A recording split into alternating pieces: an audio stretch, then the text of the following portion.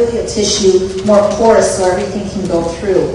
The lesions and the epithelial penetration and cell death and all that stuff does affect the holding mechanism around the tooth, but it's not that's really causing the biggest problem. It's the indirect pathway of periodontal disease that's the biggest problem. Now, this is not a very good representation. This is more like a sliver, but this kind of does tell you what happens when you have an infected sliver or a tooth, because the body is trying to get rid of that tooth. It's kind of an autoimmune disease. So we have an inflammatory response that caused the majority of the tissue destruction, which I already said. The second line of defense, the first reaction to an invader. So that's what this inflammatory response was intended to be. It involves cells and chemicals inside of the body. The inflammatory response is the reaction to the infection. Remember this list: redness, soreness, swelling, pain, pus, increased temperature. All of those kind of things come from having this inflammation. The soreness comes very late in periodontal infections. The swelling and the pain. The swelling early, the pain comes much, much later. The pus comes way later. The increased temperature comes pretty much right away. It happens because the damaged cells release the chemicals that increase the blood flow to the area, and then those vessels are more permeable. It's a very complicated thing, and it gets even more complicated. It involves the heart, because that's where a lot of these blood vessels are. The smaller the vessels, the bigger the problem. If you imagine, you know how when you're probing a smoker and there's no bleeding but there should be, that kind of thing? It's because all of the microvasculature is gone from there, right? It's all pinched off. We have the same kind of thing in periodontal disease, but we have damage of those microvascular structures because of the glucose issues. So that's a complication of diabetes that we're going to have to really think about. We have the blood vessel walls over here that we get these foam cells and all kinds of things that squeeze up underneath there to, I have a better picture of that, to kind of close that off. We have macrophages that do all kinds of things that we didn't expect them to do once there's an inflammation. We have the cytokines and interleukins and tumor necrosis factor. Woohoo! All of that impacts the liver, which creates the C-reactive proteins and the fibrinogen. And the adipose tissue also creates these cytokines, and it also increases C-reactive proteins. We have all of this kind of commotion going on here, all because of a periodontal infection or some other kind of an infection. This is the cutaway of a cell, of a vessel, a blood vessel, and you can see here that we've got white blood cells here trying to penetrate through here, and they change their shape. They turn into foam cells, and they kind of fill up that space. This has a fibrous...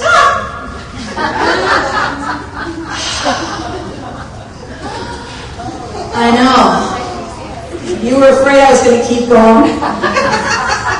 Are we going to be tested on this? I don't know. All right. That's exactly how I am every couple of weeks when I get all wigged out about this stuff. I'm like, oh my God, I'm never going to get it. But you will. The biggest indicator for us right now is the C-reactive protein. That is really easy for us to determine. It's a marker that we can track easier than that big long list of chemicals. And CRP inhibits the endothelial cell I can't say some of these words. Anyway, it keeps the cell walls from healing after there's this onslaught. So not only does it do all of those other things, it also makes it almost impossible for the tissue to heal. So here we have the C-reactive protein molecule right here getting in the way of this healing of the tissue here, and here's the EPC, and that comes from the bone marrow, and it's all very complicated, and we really don't have to know every little complication. But we do need to know that there is an issue and that we can track the issue. Let's see here. Hold on. You know, it's amazing to me how something can work 1 hour and then when there's a room full of people, it doesn't work really well.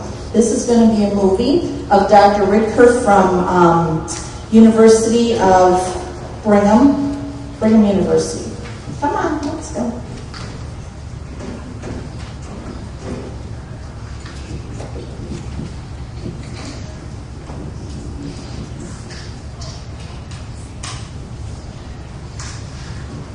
Sorry, it's a little bit. There's not a lot of breath.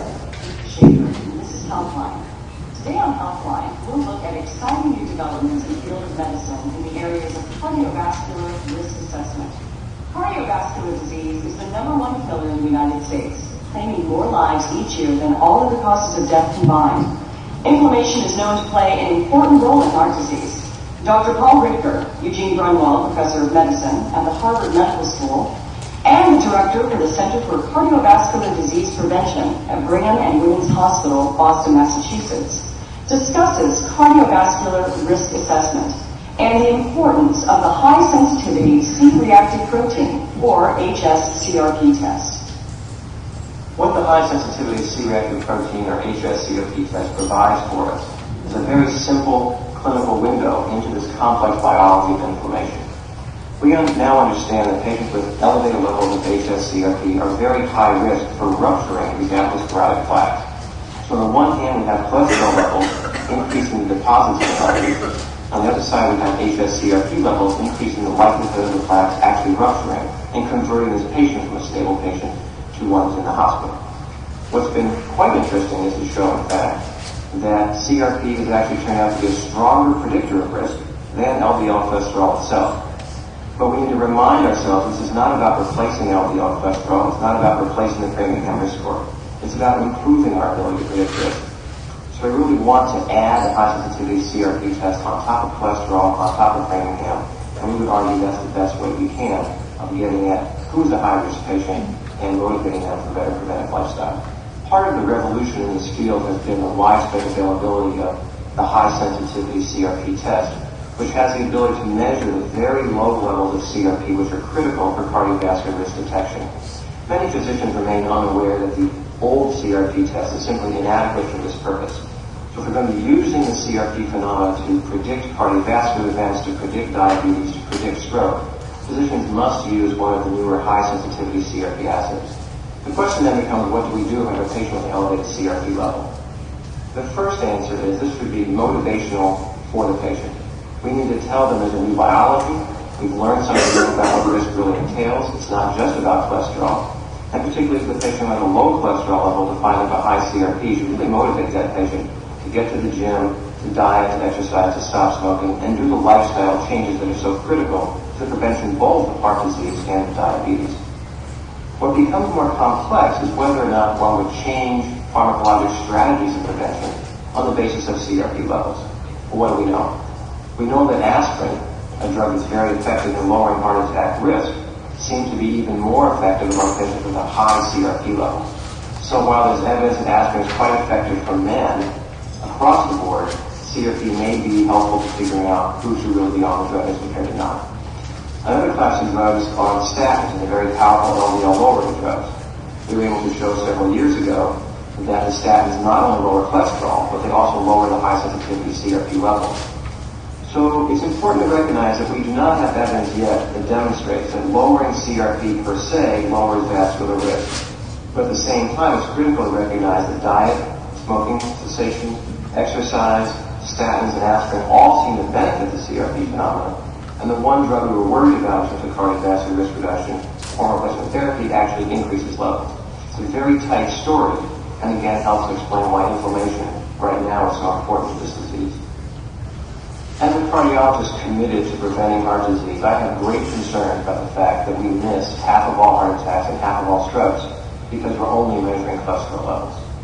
We now know that we have to move beyond cholesterol. To do that, a high-sensitivity CRP test is a very simple, inexpensive way of moving forward.